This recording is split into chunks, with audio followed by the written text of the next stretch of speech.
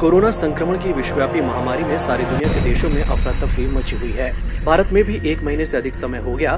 करोड़ों लोग घरों में कैद हैं। करोड़ों मजदूर और कामगार बेरोजगार हो गए हैं। लाखों मजदूर बड़े बड़े शहरों और महानगरों से निकलकर पैदल ही अपने घरों को जा रहे हैं। लोगों को 2 टाइम का भोजन भी उपलब्ध नहीं हो पा रहा है। ऐसी स्थिति में सत्ता में बैठे नेताओं और अधिकारियों ने कोरोना वायरस को ही अपनी कमाई का जरिया बना लिया है।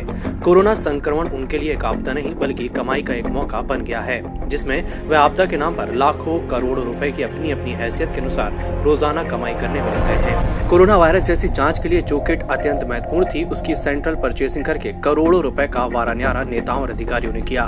देश में कोरोना संक्रमण की जांच करने के लिए रैपिड टेस्ट किट को भारत सरकार ने खरीदने के ऑर्डर दिए।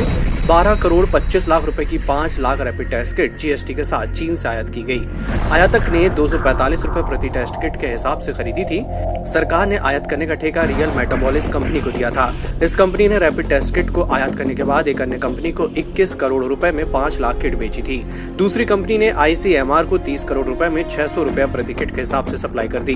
12 करोड़ रुपए की रैपिड टेस्ट किट को सरकार ने 30 करोड़ रुपए में खरीदा।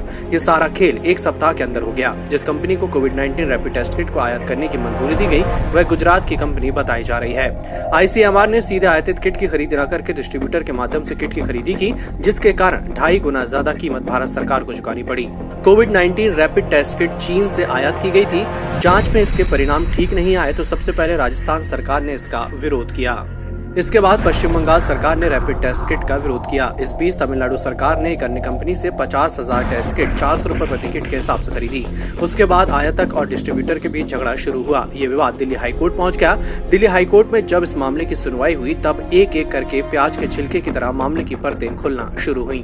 दिल्ली हाईकोर्ट के न्यायमूर्ति नजमी वजीरी ने आयातक और डिस्ट्रीब्यूटर के बीच झगड़े में सभी दस्तावेजों को देखा। न्यायमूर्ति ने 245 रुपए की रैपिड टेस्ट किट सरकार को 600 रुपए में सप्लाई किए जाने पर आश्चर्य व्यक्त करते हुए कहा, कोरोना वायरस के संक्रमण से जब सारे देश में अव्यवस्था फैली है, करोड़ों लोग बेरोजगार हो गए हैं, देश की अर्थव्यवस्था खराब है, ऐसे समय पर रैपिड टेस्ट किट की सप्लाई 2.5 गुना कीमत पर किए जाने को अमानवीय बताया।